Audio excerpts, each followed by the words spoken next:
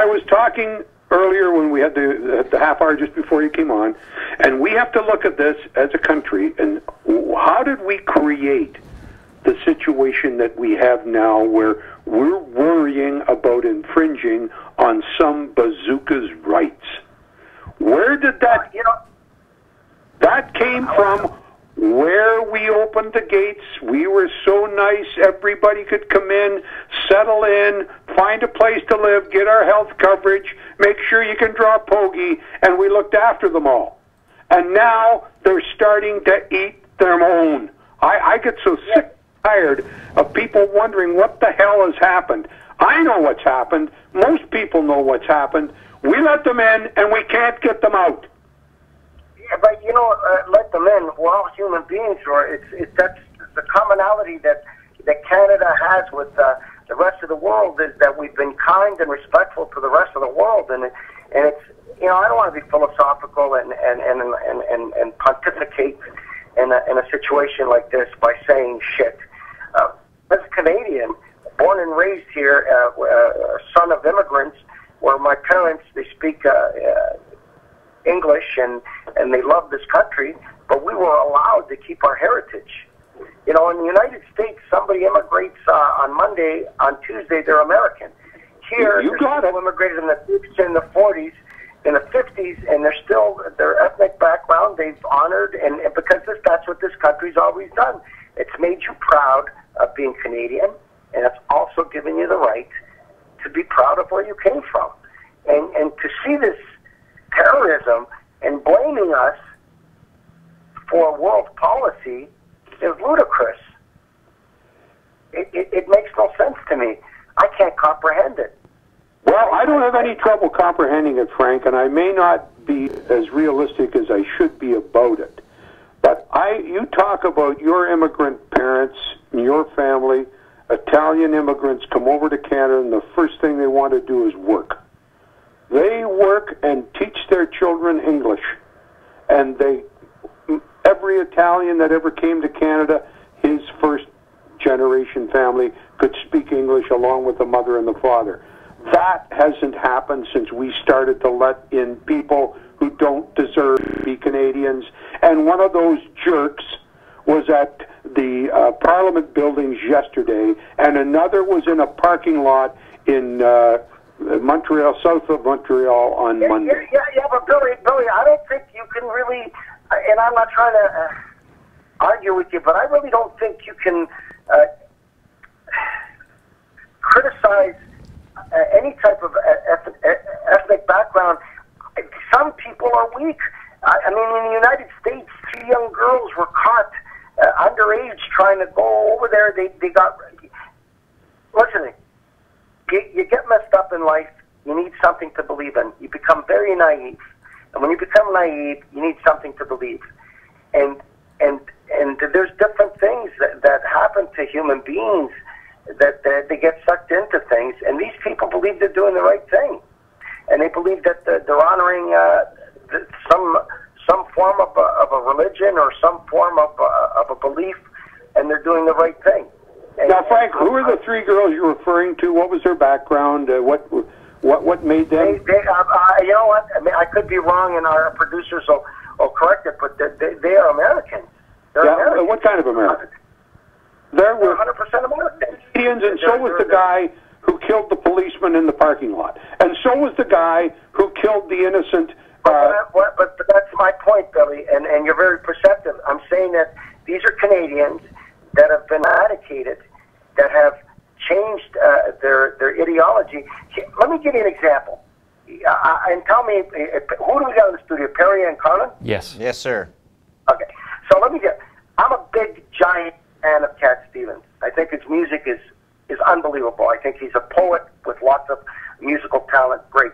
But he gave everything up and criticized Canada and criticized the United States. In fact, in the States, they will not play his music on radio.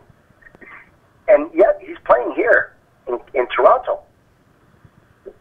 Well, and he became a radical, not a violent radical, but he found religion in his heart and his soul, and he's very boisterous about he's also of an era in the 60s and 70s where there was a lot of musicians who were very critical of the United States government. It was at a time of... But I agree with you, and that's a good point. But what I'm trying to say, Perry, is that he believes in what he believes in. He hasn't become violent. He's not going to come here and kill Canadians or come in here and sing. And I mean, I'm a big fan of Cat Stevens. I love his music. I grew up on that stuff. I love his music.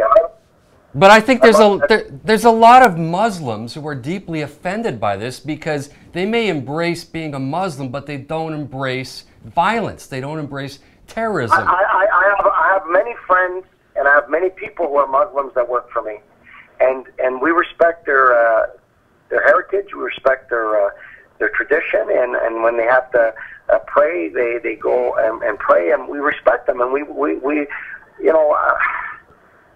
I'm sorry if I'm getting emotional today, but because it really shocked me yesterday. I mean, I thought I went on an emotional roller coaster with the Quebec incident where they ran a car into two human beings. Forget about them being military soldiers, but two human beings, and then just shooting a guy in point blank range, and then putting your arms up. I don't understand what religion respects that. I don't think there's any religion that respects it, but we're dealing with a bunch of harebrained idiots who disguise themselves as a member of the independent Islamic State, and every person of Islam, with a few exceptions, disown them. They want no part of them because they're not part of the Islamic religion. And that's the point that I get. But they're still Islamic. That whole thing started there, and that's where it has to be eradicated. Yeah, but there's radicals in the Catholic religion, and there's radicals in Judaism. There's people that take it to the next level, and that's where the danger is, Billy. Yeah, I understand, Frank, but you have to admit that what we're fighting overseas is ISIS taking over all of the oil in the Middle East. Nice, but nice deal. ISIS is true to their word. In the big interview that they gave to an American journalist, they said that they were coming to Canada.